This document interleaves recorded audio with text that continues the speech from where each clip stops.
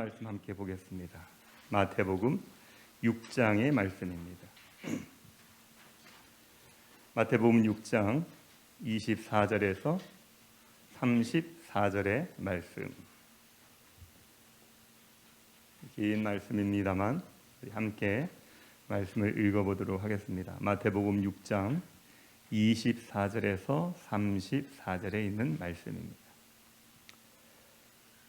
함께 같이 읽겠습니다. 한 사람이 두 주인을 섬기지 못할 것이니 혹 이를 미워하고 저를 사랑하거나 혹 이를 중히 여기고 저를 경히 여김이라. 너희가 하나님과 재물을 겸하여 섬기지 못하느니라.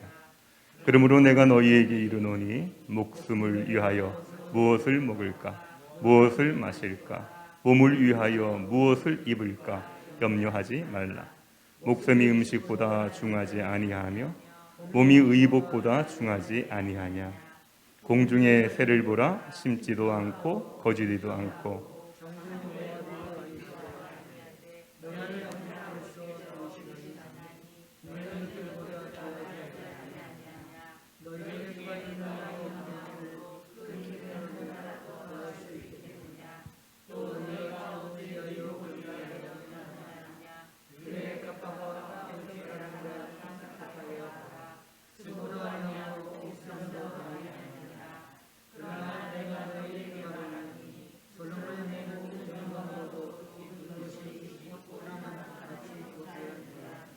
오늘 있다가 내일 아궁이에 던져지는 들풀도 하나님이 이렇게 입히시거든 하물며 너희일까 보냐. 믿음이 작은 자들아.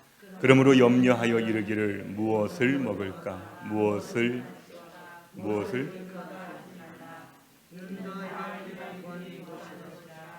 너희 하늘 아버지께서 이 모든 것이 너희에게 있어야 할 줄을 아시느니라. 그런즉 너희는 먼저 그의 나라와 그의 의를 구하라. 그리하면 이 모든 것을 너희에게 더하시리라. 그러므로 내일 일을 위하여 염려하지 말라. 내일 일은 내일이 염려할 것이요 한날의 괴로움은 그날로 족하니라. 아멘. 아멘. 우리 옆에 분들과 인사를 한번 나눠보실까요? 하나님만 섬기는 성도님 되시기를 바랍니다. 이렇게. 네, 할렐루야. 하나님만 섬기는 우리 시온성교회 성도님들이 다 되시기를 주님의 이름으로 축원드립니다. 저와 여러분들이 그런 생각할 거예요.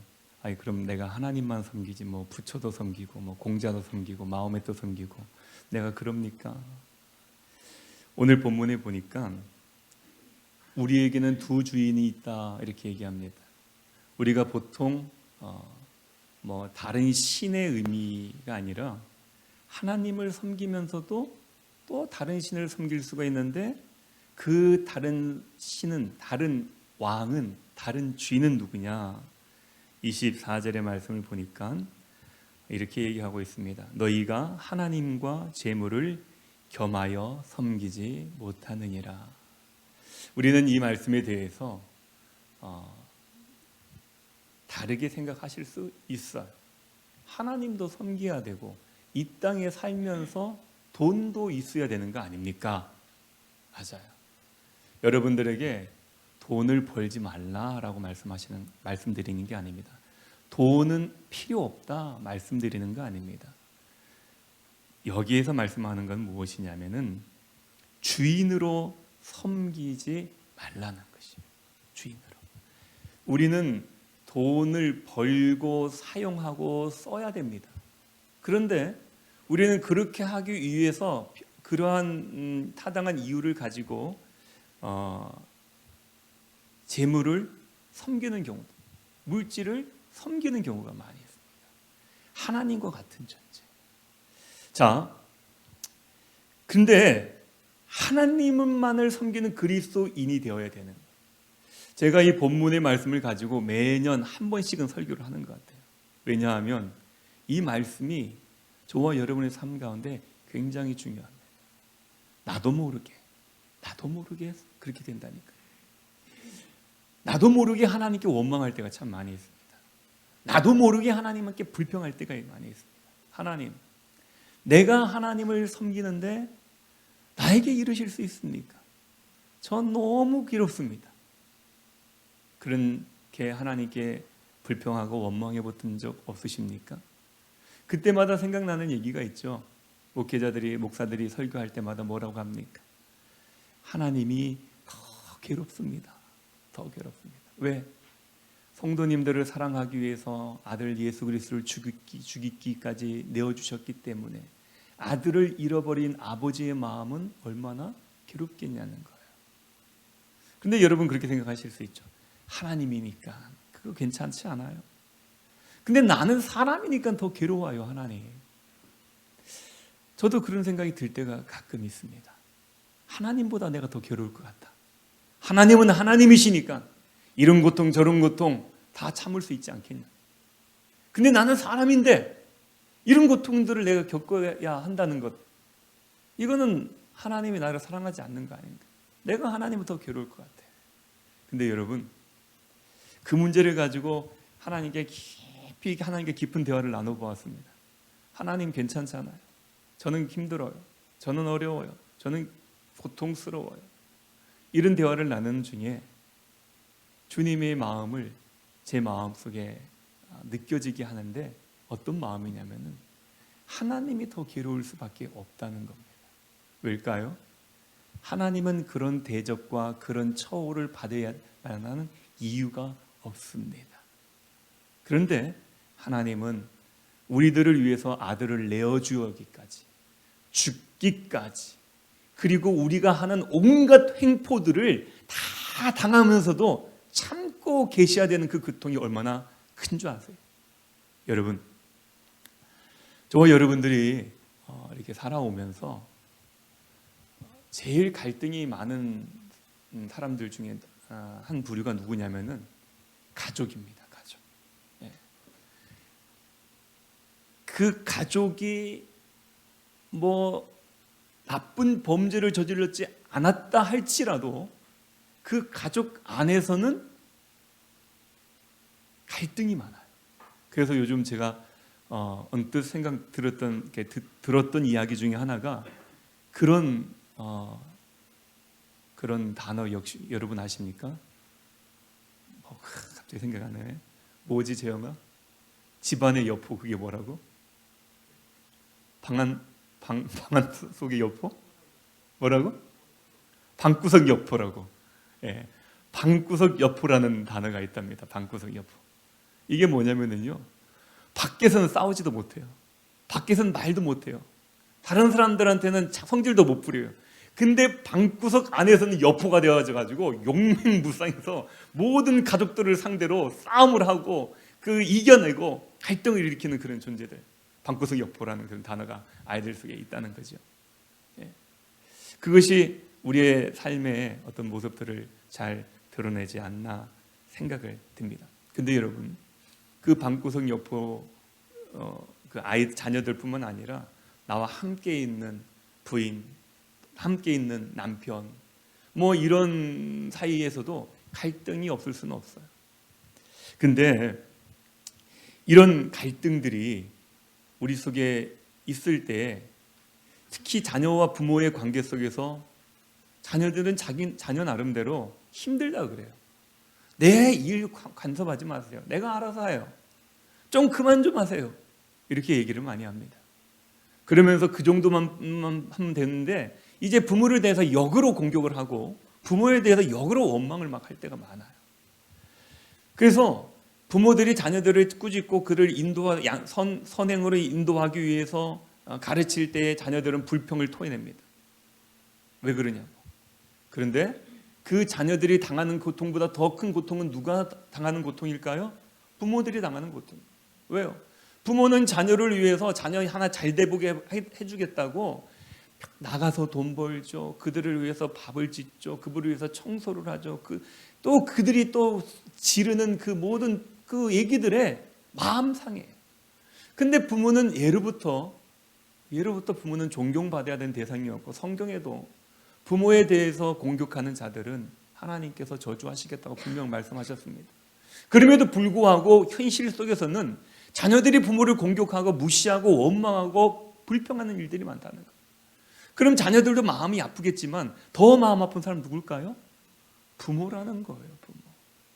그를 낳기까지 어릴 때 젖을 먹이면서 진자리 마른 자리 갈아 눕히고 그들을 위해서 짓고 시골에 우리 할머니 할아버지들, 우리 아버지 어머니들 우리를 위해서 평생 땅을 일구시면서 허리에 통증이 있으시고 다리에 관절에 염증 생기시고 관절염이 생기시면서 그렇게 평생을 뒷바라지하셨던 그 부모님들이 자녀들로부터 당하는 그렇게 자신의 살과 피를 나누며 모든 인생을 걸고 양육하고 그들을 키우며 어떻게 사람답게 살기를 바라는 마음으로 양육하는 그 자녀들에게 공격받는 그 부모의 마음은 얼마나 더 아프겠냐. 이 말씀 드린 이유가 뭐예요? 하나님이 더 괴롭습니까? 우리가 더 괴롭습니까? 하나님이 더 괴로운 거예요. 하나님이 더 힘든 거예요. 그런데 그 하나님께서 우리를 얼마나 사랑하시는지 우리가 천지 창조의 과정을 보면은 어때요? 하나님께서 모든 만물들을 만드시는데 가장 마지막에 만든 사람이 만든 존재가 뭐예요? 사람. 저와 여러분들. 근데 왜 하나님께서 가장 마지막에 만드셨을까요? 그 앞날부터 사람을 만들기까지 사람들이 살 수 있는 환경을 다 조성시켜 놓으신 거예요. 살 수 있는 땅을 만들고 먹을 수 있는 식물을 만들고 또 살 수 있는 여러 환경들을 다 만드신 다음에 사람을 만드셨어요. 이게 주님의 마음이에요. 이게 주님의 마음. 자, 그렇다면 우리는 그 주님의 마음을 통해서 창조의 사건을 통해서 우리는 뭘 알 수 있습니까? 하나님은 저와 여러분들을 하나님이 만드신 그 피조물들을 살게 하기 원하신다. 살리고 싶으신다.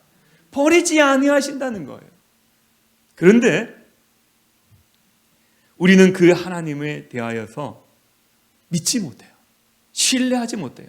오늘 본문에도 보니까 24절에 보니까 하나님만 섬기라고 말씀하셨어요. 뭐라고 얘기하셨냐면 너희가 하나님과 재물을 겸하여 섬길 수 없다. 왜 그렇습니까? 그 앞절에 보니까 한 사람이 두 주인을 섬기지 못할 것이니라. 종이 두 주인을 섬길 수 있습니까? 없어요. 혹은 이를 미워하고 저를 사랑하거나 혹 이를 중히 여기고 저를 경히 여김이라. 마음을 나누어서 할 수가 없다는 거예요. 종은 한 주인밖에 못 섬기는 겁니다. 근데 나는 재물도 섬기고 하나님도 섬긴다. 이건 될 수가 없다는 거예요. 그것은 하나님을 섬기는 존재가 아니라는 거예요. 하나님만을 섬기지 못하고 물질과 함께 하나님을 같이 섬긴다는 것. 그것은 어떤 일들을 일으키느냐? 25절 말씀 이렇게 시작합니다. 그러므로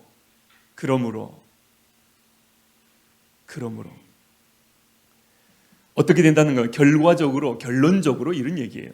결론적으로 어떻게 되느냐? 25절 보니까 내가 너희에게 이르노니 목숨을 위하여 무엇을 먹을까? 무엇을 마실까? 몸을 위하여 무엇을 입을까? 염려하지 말라. 목숨이 음식보다 중하지 아니하며 몸이 의복보다 중하지 아니하냐. 무슨 얘기냐면요, 하나님만을 주인으로 섬기지 못하고 물질을 주인으로, 재물을 주인으로 섬기는 사람들에게는 어떤 일들이 일어나느냐? 걱정과 염려가 따르기 마련이다. 이 얘기하는 거예요. 재물을 섬기다 보면은 왜 재물을 섬길까요? 내가 도움을 못 받으니까 이 재물이 있으면 나에게 힘이 될 것 같은 거예요. 그러니까 이 재물을 모으는 거예요. 그 재물을 모으다 보니까 어떤 마음이 듭니까? 오늘은 무엇을 먹어야 될까? 무엇을 마셔야 될까? 무엇을 입어야 될까? 이런 것들에게 신경을 빼앗기게 된다는 것입니다. 그러다 보니까 우리의 삶 가운데 염려와 근심들이 많이 있어요. 여러분들 교회를 다니지만 어땠습니까? 죄송한 말씀입니다만은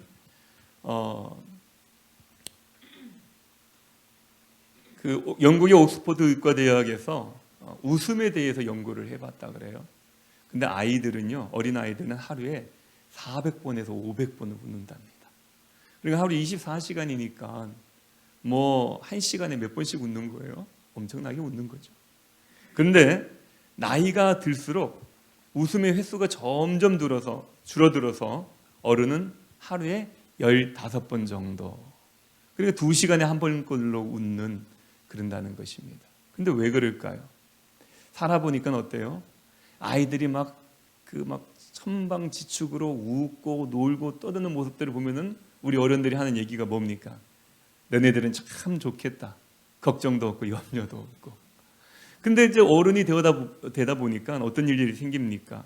책임져야 될 일들이 많이 생기는 거예요. 그러다 보니까 염려가 생기고 근심도 생기고, 그러다 보니까 웃는 일들보다는 심각한 일들이 더 많습니다. 또 어떤 일들이 있습니까? 너무 잘 웃으면 사회에서 어떻게 봐요? 우리를 실없는 사람을 봐요. 너무 잘 웃으면은 쉬운 사람으로 봅니다. 그러다 보니까 쉬운 사람으로 또 보이지 않으려고 또 무게도 잡고 막 이렇게 되는 거예요. 어떤 성도님이 저를 염려하셔서 그런 말씀을 하시더라고요. 이제 목사님도 이제 담임 목사님이 되셨으니까 이제 담임 목사님의 어떤 그러한 모습이 맞는 모습이 되어야 되지 않습니까? 이런 얘기 하시더라고요. 아마 제가 너무 잘 웃고 이렇게 부사역제를 오래 하다 보니까 성도님들과 가깝게 지내고 이제 이렇게 하다 보니까 걱정이 되셨나 봐요. 다른 성도님들이 그렇게 가볍게 굴면 담임 목사로 여기지 않을까 봐 걱정이 되셨던 것 같습니다. 근데 저는 원래 웃음이 많고 철이 좀 덜 들었는지도 모르겠어요. 그래서 그냥 재밌습니다. 그냥 재미있게 살려고 합니다. 어려운 일을 당해도 제가 항상 집에 들어가도 제 가족들에게, 제 아내에게 얘기할 때도 제가 당했을 때는 고통이 없고 괴롭고 막 예민하고 짜증나는 일이었지만은 그 얘기를 좀 재미있게 좀 바꿔서 얘기를 하려고 해요. 그러면 가족들은 모르죠. 제가 밖에 나가서 어떤 일을 당했는지. 그냥 재미있는 일을 하는구나, 날마다 웃고 다니는구나, 뭐 이렇게들 생각하는 것 같더라고요. 근데 여러분, 어른이 되어지면 저절로 이 웃음의 근육들이 사라져서 웃음을 잃어버리는 게 아니라는 것이죠. 영국 옥스퍼드 의과대학의 결론이 그겁니다.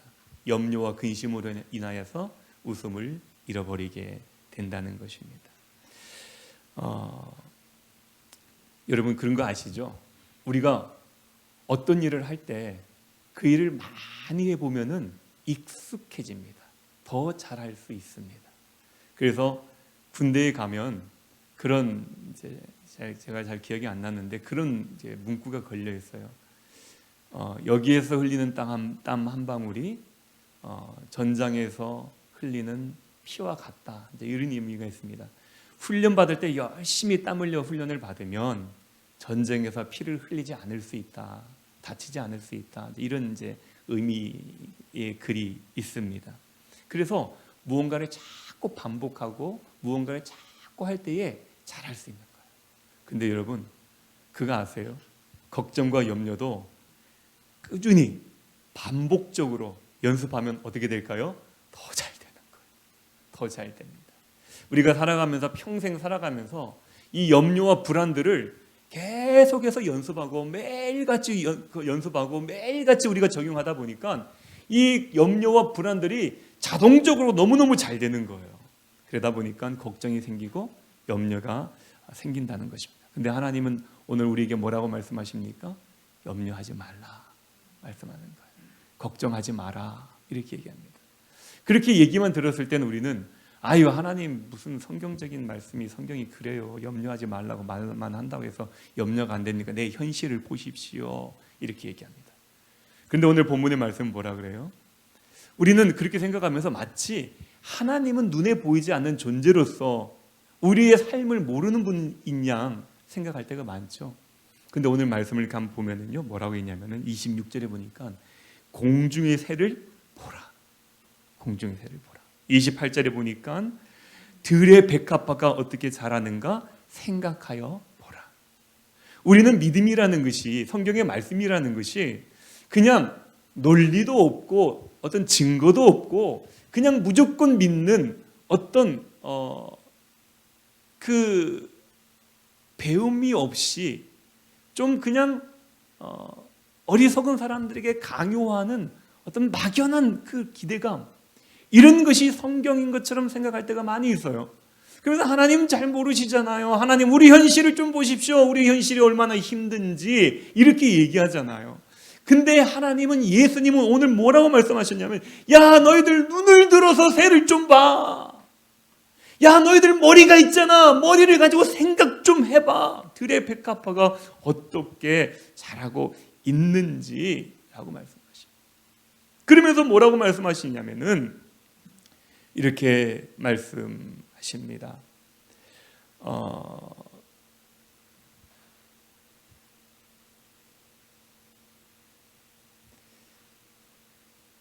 29절에 보니까 그러나 내가 너희에게 말하노니 솔로몬의 모든 영광으로도 입은 것이 이 꽃 하나만 갖지 못하였느니라.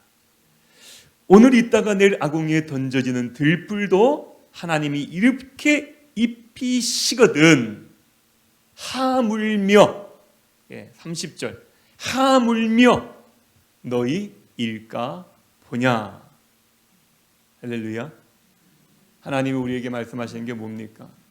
하나님은 새들도 보살피고 들의 백합화도 보살피신, 그들에게 입을 것을 주고 그들에게 먹을 것을 주시는 분이십니다.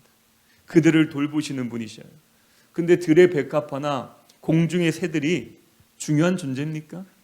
그들이 무슨 뭐 주민등록증이 있습니까? 나라가 있습니까? 재산이 있습니까? 뭐가 있습니까? 그들에게 배경이 있습니까? 그들을 위해서 어떤 사람들이 그들을 막 보호하고 있습니까? 아니에요. 그 새 한 마리는 그냥 새총으로 쏴서 잡을 수도 있는 그런 존재고요.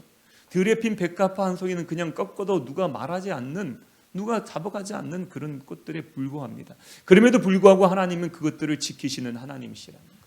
그런데 하물며 너희일까 보냐. 여러분, 하나님께서 천지를 창조하신 다음에 사람을 창조하시고 뭐라고 말씀하셨습니까? 보시기에 심히 좋았더라. 하나님께서 다른 것들은 그냥 보기 좋았다 이렇게 표현했는데 사람만큼은 천지를 창조하신, 사람을 창조하신 다음에는 보시기에 심히 좋았다. 굿. 베스트라는 거예요. 베스트라는 거예요. 하나님께서 우리 인생을 다 창조하신 하나님은 이 세상을 창조하신 분이신데 이 세상을 창조한 그 모든 피조물 중에서 가장 으뜸, 가장 사랑하고 가장 관심을 갖고 가장 지키고 보호하고 싶은 존재가 누구냐? 자신의 아들까지 내어주면서 보호하고 싶은 존재가 누구냐? 바로 저와 여러분이라는 거예요. 하나님만을 섬기는 사람, 돈보다도 하나님을 주인으로 섬기는 사람, 다른 현실의 상황보다도 하나님을 더 우선하는 사람, 그 사람, 하나님을 주인으로 섬기고 하나님을 아버지로 섬기고 하나님을 내 인생의 등불로 삼는 그런 사람들에게 가장 우리를 사랑하시는 분이 누구시냐면은 하나님이시라는 것 때문이라는 것이죠. 그러면서 이렇게 말씀하십니다. 하물며 너희일까 보냐. 30절 말씀 그 다음에 보니까 뭐라 그랬어요? 믿음이 작은 자들아. 우리 사랑하는 시온성교회 성도 여러분, 하나님이 저와 여러분들을 지키실 것을 믿으시고 하나님 앞에서 염려와 금신들을 벗어버리시기를 주님의 이름으로 축원드립니다. 하나님은 우리의 주인이십니다. 하나님께서는 우리를 지켜주실 것입니다.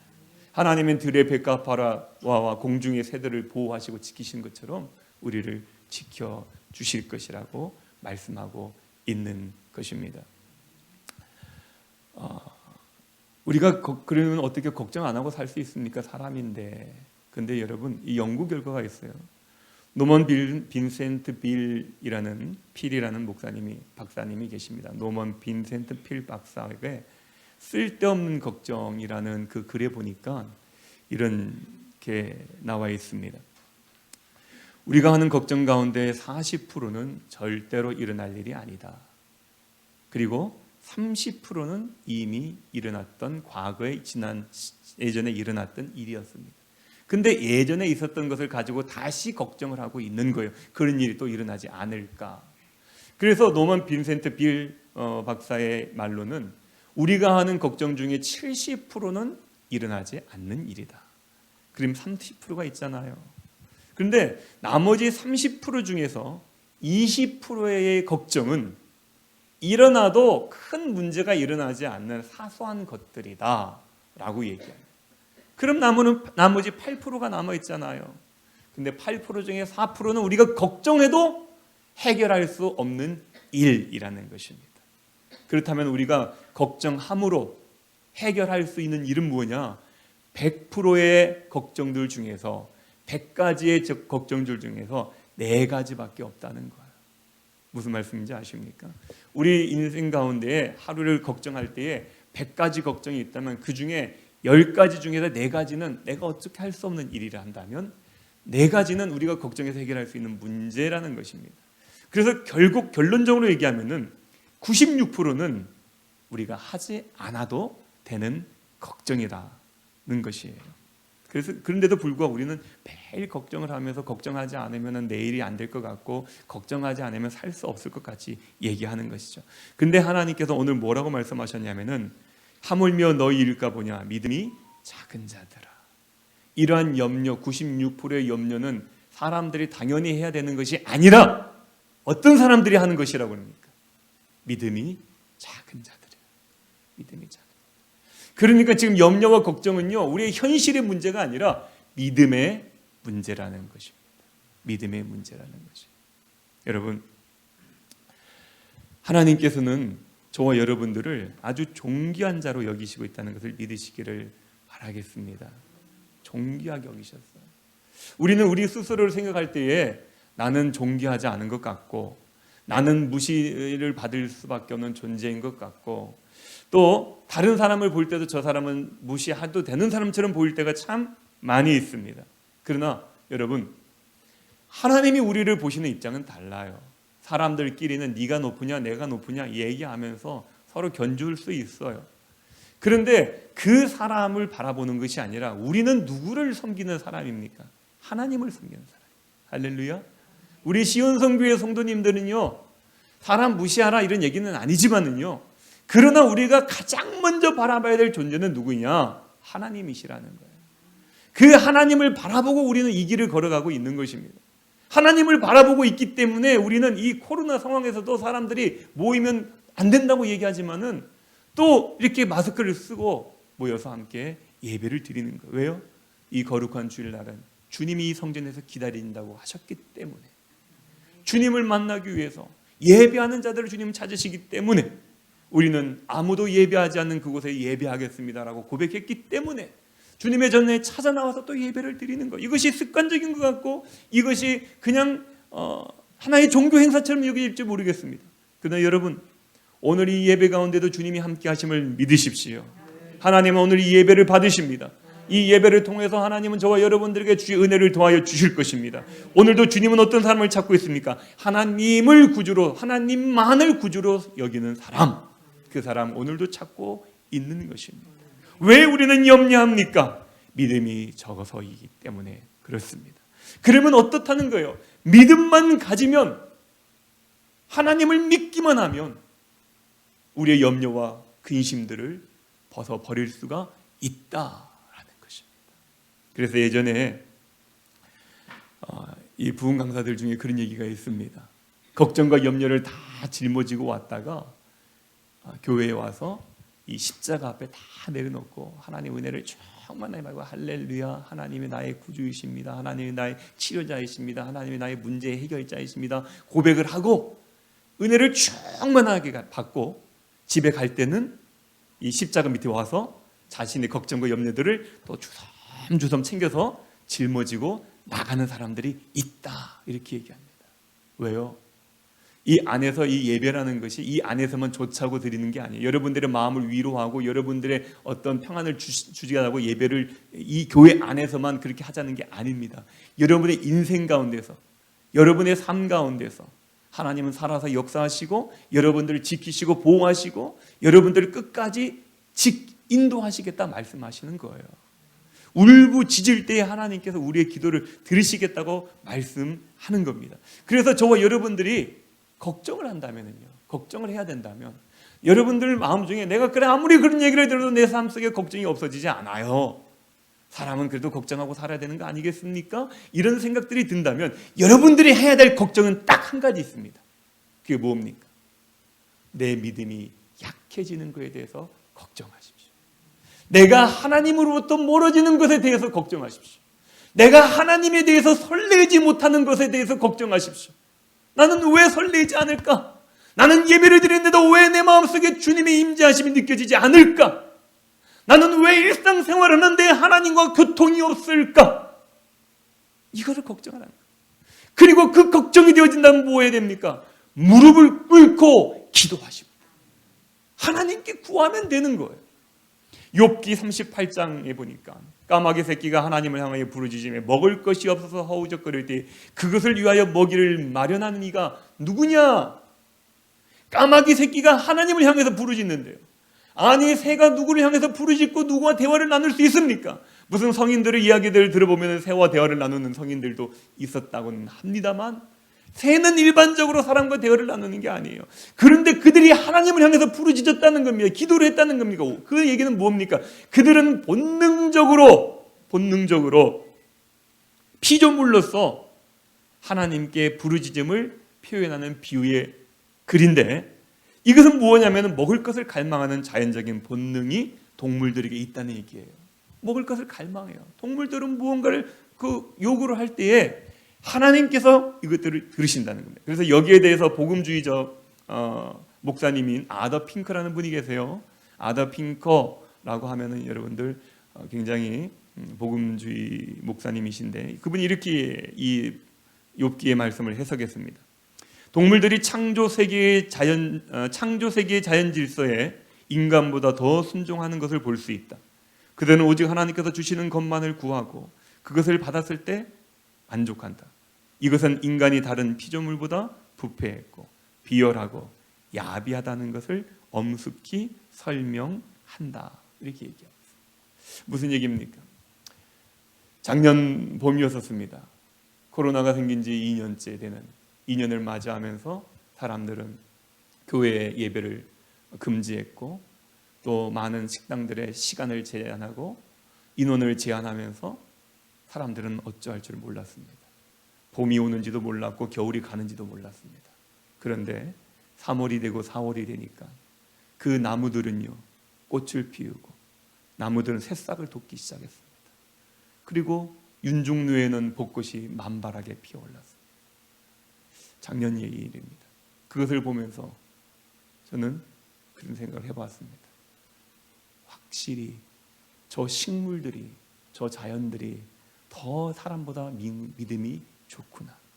우리는 이 코로나라는 이 상황 때문에 어찌할 바를 모르고 하나님의 살아계심과 하나님 내게 주신 사명을 뒤로 미룬 채 허덕이면서 교회를 예배를 어떻게 드려야 되느냐, 믿음을 가지고 있는 교회들끼리 목사들끼리 성도들끼리 싸우고 있는 그때에 우왕좌왕하고 있을 그때에 식물들은 하나님께서 주셨던 그 사명에 따라서 봄이 되니까 여전히 그들이 하나님이 주신 사명을 따라서 꽃을 피우고 있고 새싹을 돋고 있는 그 모습을 바라보면서 우리들은 참 환경에 매여서 사는구나. 하나님에 대하여서 믿음이 약하구나. 이것을 깨달았던 적이 있었습니다. 하나님께서는 오늘도 저와 여러분들에게 말씀하십니다. 두려워하지 말라는 거예요. 염려를 버리라는 거예요. 34절에 보니까 이렇게 본문의 말씀을 결론 짓고 있습니다. 그러므로 내일 일을 위하여 염려하지 말라. 내일 일은 내일이 염려할 것이요 한 나라의 괴로움은 그날로 족하니라. 여러분, 만약에 우리가 걱정해야 될 일들이 있다면 오늘 걱정으로 그치시기를 바라겠습니다. 그리고 그 걱정도 우리가 해야 될 걱정 중에 하나가 뭐냐면 나의 믿음이 하나님으로부터 멀어지고 있는 것에 대한 걱정을 하십시오. 그리고 그 걱정이 들어들 때 우리는 주님 앞에 무릎 꿇고 구하십시오. 그리고 선포하십시오. 하나님은 나의 아버지십니다. 나의 구원자이십니다. 그래서 우리의 염려들을 내려놓는다면 하나님께서 그 염려를 해결해 주시지 못하겠습니까? 여기 말씀 보십시오. 뭐라고 말씀하셨습니까? 너희일까 보냐? 믿음이 작은 자들아. 그럼 믿음을 가지면 어떻게 된다는 거예요? 우리가 염려를 이겨나갈 수 있다는 것입니다. 마태복음 말씀에 보면은 넘어가다 보면 이런 얘기가 나옵니다. 예수님께서 제자들과 배에 타고 있을 때 배가 풍랑이 일어나서 배가 가라앉게 되었습니다. 제자들이 예수님을 깨웁니다. 예수님 일어나시고 우리가 죽게 되었습니다. 예수님께 일어나셔서 풍랑을 잠잠케 한 다음에 이렇게 말씀하십니다. 너희들 믿음이 적은 자들아 왜 두려워하느냐 이 말씀하십니다. 믿음이 적은 거예요.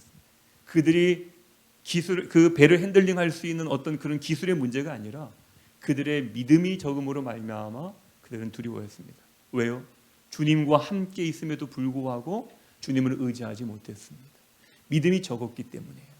주님이 구주인 걸 믿었다면, 주님을 고백하고 주님을 깨웠다면 그들은 분명히 그들의 삶 가운데서 풍랑을 넘어갈 수가 있었을 거예요. 또 마태복음 뒤로 넘어가 보면은 무슨 일이 있냐면은 예수님께서 물 위를 걸으십니다. 베드로가 예수님 당신이시면 나를 물 위에 걷게 해주십시오. 예수님께서 걸어라. 그랬어요. 걷다가 파도를 보고 두려워서 가라앉았습니다. 예수님께서 그를 건져 올리시며 하신 말씀이 있습니다. 믿음이 적은 자여 왜 의심하느냐. 여러분 오늘 저와 여러분들의 삶 가운데서 염려와 근심이 있습니다.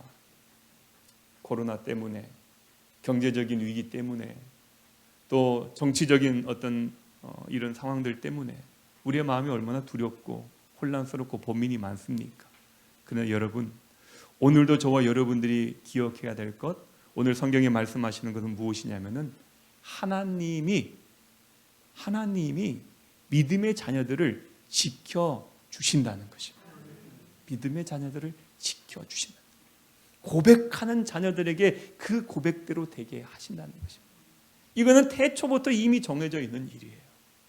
그러나 우리는 이스라엘 역사들을 통해서 보면은요, 하나님을 부인하고 하나님을 의심하고 하나님 삶을 두려워하고 걱정하고 염려하는 자들이 그 염려와 걱정들로 말미암아서 멸망당하는 일들, 심판받는 일들, 주님의 책망을 받았던 일들을 보게 됩니다.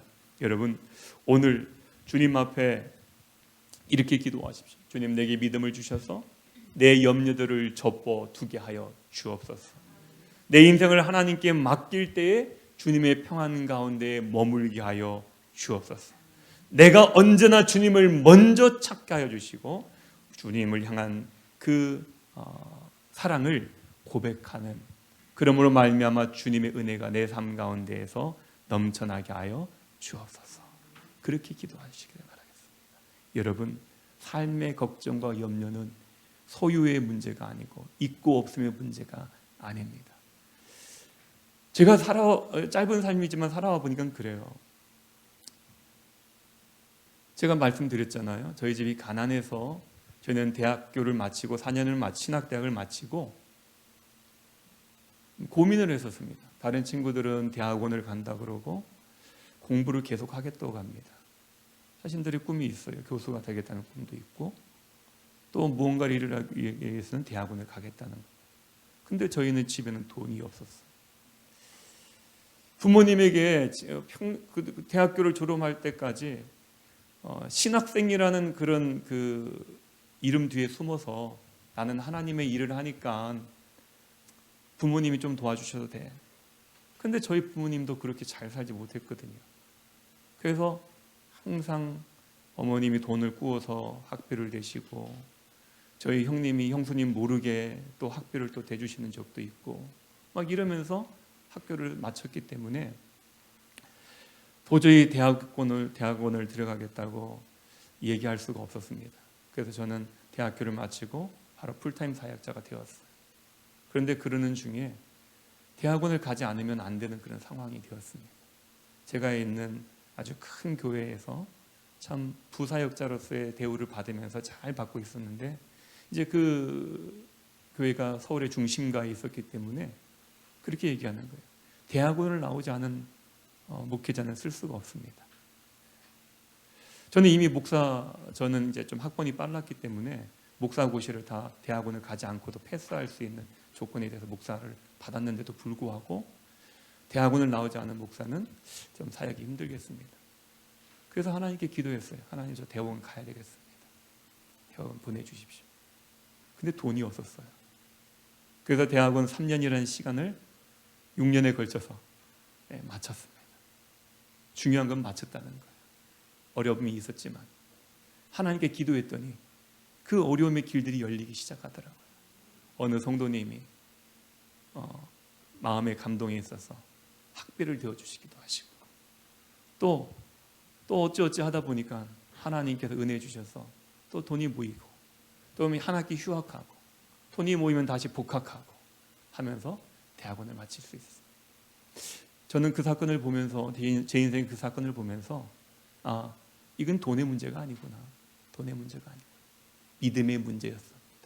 여러분의 삶 가운데서도 무언가 돈 때문에, 환경 때문에, 안 되는 일들 때문에 포기하거나 염려하거나 걱정하는 일들이 계십니까? 여러분, 오늘 하나님은 성경을 통해서 말씀하십니다. 그것은 있고 없으면 문제가 아니라, 소유의 문제가 아니라, 환경의 문제가 아니라, 현실의 문제가 아니라 믿음의 문제이다. 여러분, 그 믿음을 가지시고 주님 앞에 기도로 요청하십시오. 그럼 하나님께서 여러분의 삶의 문제를 해결해 주실 것입니다. 풀리지 않을 것 같은 문제도 풀립니다. 왜요? 여러분, 무조건 믿으라고 말씀드리는 거 아니에요. 하나님은 이 세상을 창조하신 창조주이십니다.